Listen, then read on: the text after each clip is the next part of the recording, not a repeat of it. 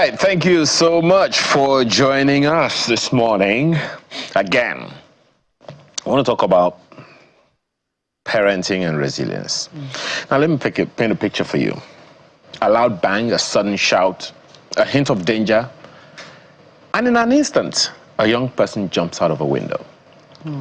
No time to think, to pause, to weigh options, just fear and flight.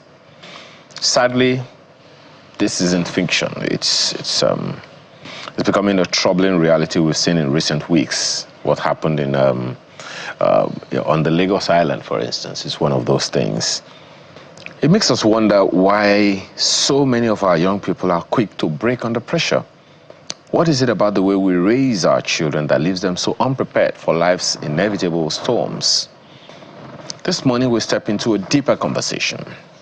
Beyond the rules and routines, beyond discipline and indulgence, what kind of parenting truly builds resilience as a lifestyle? What kind of parenting, what can we do differently, starting today, to raise a generation that can weather the storms of life? Joining us this morning is Mr. Kingsley Obomegbulem, who is a parenting and teens coach. Thanks for joining us this morning. Thank you, Ayo, for inviting me again. I'm sure that you were wondering, maybe I should take your perspective first on, that thought of resilient or otherwise generation.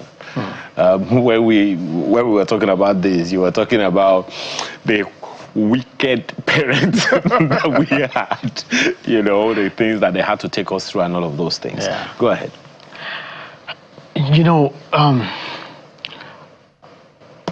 I recall saying that there are some conversations that you need to include the caveat. Easier said than done. This is one of such conversations. It is until you find yourself in front of the lion that you know how much you can run, how fast you can run. Until then, you could be described as a weakling or somebody who can't really run. So there are parents who have been able to simulate the lion situation on a daily basis, on a regular basis for their kids, just to see how they can function when the real lion shows up.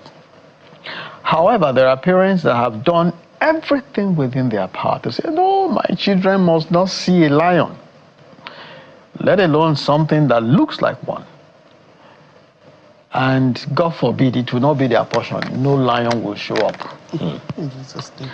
And that is the delusion they've been raising their kids, I like to use this metaphor where God gave you a child with several abilities, but you're raising the child like a child with disability. So what it means is you were given a wholesome child, but when you're done raising that child, the child develops a disability. So that is what we have currently. So essentially, we're raising them, we're cowing the potential. Yes. We're raising children with disability. Okay, so nicely put. And that raises a lot more questions. So the problem is sometimes with the parenting. Definitely, it is with the parent. Resilience, or rather, raising children who would end up with grit, having grit tenacity. In this era, you need to be intentional about it. I was telling your colleague, I was meant to pick up my child. I thought the show would come on earlier, but she's heading home. So? What age?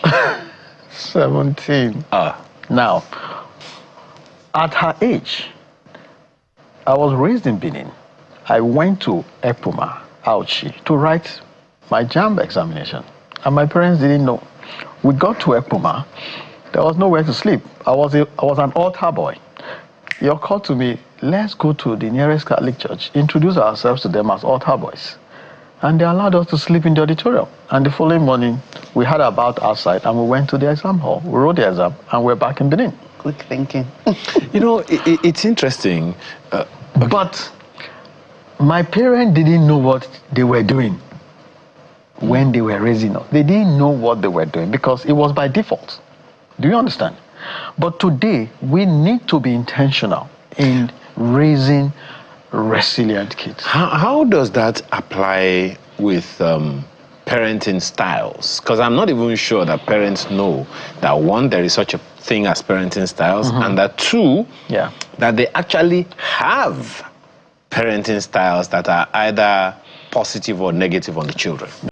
Well, there's the one you call laissez-faire parenting or laissez-faire parenting, if we go by the appropriate pronunciation. That would be the neglecting. You just laissez-faire. You just they go like that. Yeah, you just. The Anambra man calls it wow papa man. Yeah. You get it. Just the child. So, is your life. Now, it's a 50-50 thing. The child can turn out well, and the child can go the other way. Then you have the authoritarian parenting. Like the word goes, you don't need to use your brain in this house. I'm your brain. Go this way, you go that way. Go this way, you go this way. You don't ask questions, just do what we tell you. And then you have the authoritative parenting. It is authoritative because when you have something to say as a child, you put it on the table. Oh. You must make your case properly. Yeah. And as daddy, I can allow you, but when it's time to call the final shot, it's left with me. Okay, gentleman and lady, you said we should go to this way, but this is where my money is taking me to. Okay, but you can also say, okay, that's what you guys want. Okay, let's do what you want. Is that what? Oh, sure, for a reason. That's authoritative yes, for a reason. And then so there's balance. There is a balance. You have a voice, and you know the limit of the limitation of that voice. You know how much you can draw as far as the latitude you are given, and you know that man, daddy will not like this. So, okay, behave yourself. Okay, so what do you call this one? Growing up, there's my father and his notepad. Daddy, I want to do my hair. All right, joke hair. Daddy, I need to buy books for school. Books for school. My brother will list 4 kids. So he lists this over a period of a week. He say, okay, when I get money, we'll get to this list. So when he does it, he will now be numbering it in order of priority. Yes. Like books precede hair, even though you came first with your hair, but books take priority. I mean, and he was very consistent and thorough with that. What style is that one? That's authoritative. Okay. Now, some of you. So, authoritative is where the child has input. That's it. You have a voice. Yeah. And the voice must be reasonable. Yeah. But you see, you can say, you want to make your hair. You dare not say it. But in this case, you could say, Daddy, I want to make my hair. But some girls cannot even say, I want to buy sanitary pad. Do you understand? So, authoritative parenting also has to do with being intentional, being knowledgeable, and then being purpose-driven. In other words, I have an idea of what I can turn these children to. But let me also allow them express themselves. And you don't, you know you can't embrace madness in that house. However, daddy is friendly. But the friendship has, but the authoritarian parent, the house is like a barracks. How about the situation? I hear there's another one, confirm whether it's right or wrong, that they call permissive parenting. Yeah. Okay. Which is more like laissez-faire, kind of. But the difference is almost the same. But this one, you're deliberately allowing the child to misbehave. Not that you cannot, you like, I beg, they suffer when they suffer me. I don't want to make my child suffer like that. Please let her be. What if that's actually allowing the child to make mistakes and learn from those mistakes? No, you don't. It's not. It's not. How do I put it now? It's not a productive kind of parenting. Okay, let me give you an example. Your parents didn't have TV while you were growing up. Now you have money. You have TV even in the kitchen. And in the children's room. You have TV everywhere in the house. All because you want to get even. That is trauma dictating your kind of parenting. You were raised in lack. Now you vowed, my children must not suffer. Even when the child is even when you are indulging the child. Do you understand? So, it's also formed from lack of knowledge. You certainly know that the fact that I went through certain kind of lack doesn't mean my children must enjoy everything. I know a guy who confessed to me that growing up, fruit juice was scarce in the house.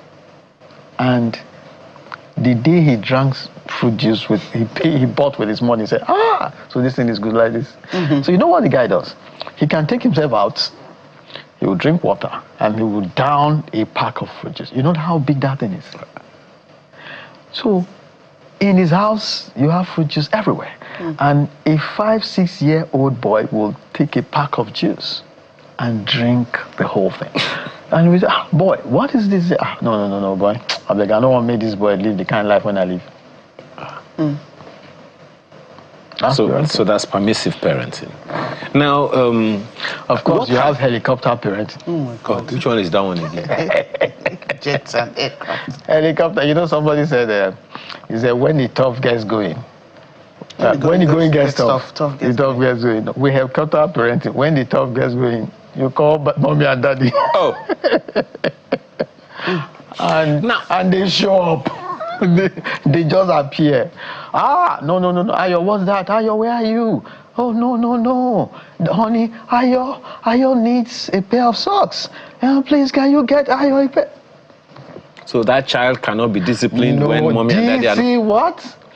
No. Mommy, where are you? This place is hot. Really? It's hot. Don't they have AC there? Joke, what is going on? Turn on the AC. Madam, what is it? My son said the place is hot. You want my child to melt? Na butter. That's it. They can't solve problems on their own. They have a problem, they call home. They have a problem, somebody's trying to bully them, they call home. You can't confront issues on your own. What have all these, permit me, got to do with resilience? In the first place, resilience is the capacity to carry on in the face of difficulties, is it not? Yeah. It's as simple as that. So, you start from the little challenges, the minute difficulties to the mid-level and the big ones. So let's assume your child is trying to solve a maths problem and he calls you and you look at it, but you can do this thing. I didn't look at it that way. Okay, figure it out. And the child decides to figure it out. Next time, the child will not call you. You come into the child's room, the whole place is messy, and what is going on here? My friend, clean up this place. You could also come in. What is happening here? Your room is dirty.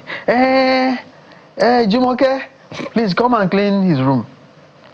You just told him something. Whenever your room is dirty, call Jumoke. So, what the missing point is not being intentional. If you have gone through an experience as a child, and that experience prepared you for the kind of life you're living, you've been able to demonstrate great tenacity. Your parents may not have known what they were doing. It was because of the circumstances that shaped your growing up.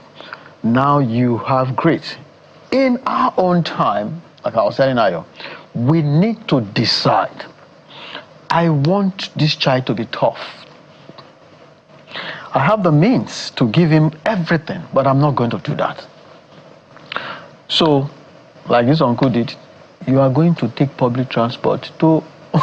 Is that what sure? I'll be very sad. I'm not dropping you there. What did you do? Well, what did I do? We'll talk about that off camera. So, Daddy, how am I going to school? You're going by public transport. Yes.